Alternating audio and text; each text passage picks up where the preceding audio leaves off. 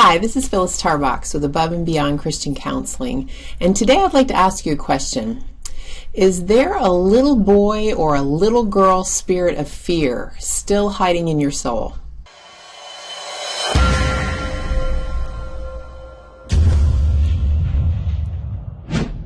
Do you ever feel trapped in the trauma of your childhood?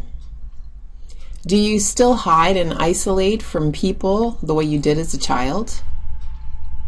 And do you respond like a child when you're confronted with fearful situations?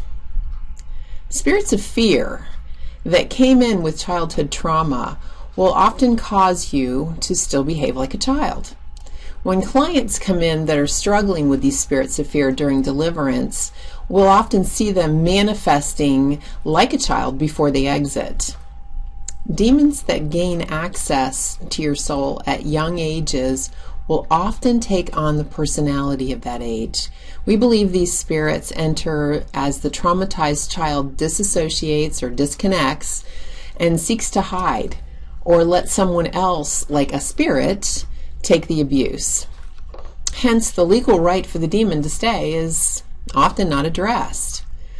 In a previous blog, I detailed my very first encounter with this little girl spirit of hiding, which was in a 50-year-old woman, and it turned her into a pouting child right before my eyes. When I called it out, the spirit used the woman to declare in a baby voice, "I don't want to go. I like it here." Since that time, I routinely call out little girl spirits of fear that cause adults to hide and cower like a small child, and they almost always manifest like a child right before they exit. So I have a deliverance story that I want to share with you today because it's one of my favorite deliverance stories, and it involved a client of mine who was suffering from a whole group of these little girl spirits. She was in her mid-20s, and at the time she had suffered a great deal of trauma from her childhood. She grew up with an angry alcoholic father.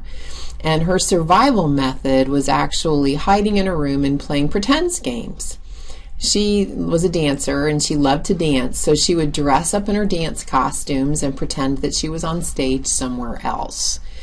When we took her through deliverance, the little girl spirits of hiding, isolating, fear of authority, fear of anger and abuse manifested like a little dancing girl with a giggle. I mean, it actually did one of these things. Well, you have to picture it because my client was from a very denominational church. She was stretching to really walk out deliverance.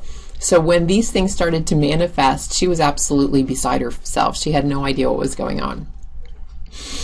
So once we realized how these spirits had gained access, we were able to call them right out. And even the intercessor that I was working with that day saw a whole group of these little girl spirits just walking right out of the room in the spirit realm. This deliverance bore very tangible fruit instantly. My client returned to work and she told her coworkers about her session, and they replied to her that we have a test for you. There is something that you do in every office meeting that absolutely everybody notices. We're not going to tell you what it is. We're going to watch you. And if you don't do it, we'll know that you really got free. Well, my client later reported back to me that she passed her coworker's test because they told her that during every office meeting she would randomly shrug her shoulders and begin nervously laughing like this. They were very happy to tell her that there was no sign of that little girl in the meeting. She was free and free indeed. So if you are struggling with fear, I want you to take that first step today and go to our website under our resources and download out of our library the free daytime and the evening prayers.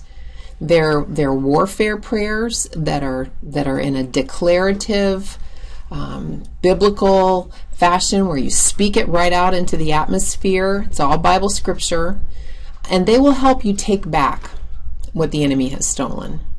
But don't stop there. Because if this is something that you have found yourself using as self-defense mechanisms, if these little spirits of hiding and fear manifest in you as a child when you try to cope with things, then it's time for you to seek deliverance. You know, you don't want those demons trapping you in your childhood any longer. I want you to begin 2016 in a new place. It's time, definitely time, to leave that fearful child behind. I pray this blessed you, and I look forward to speaking to you again. God bless.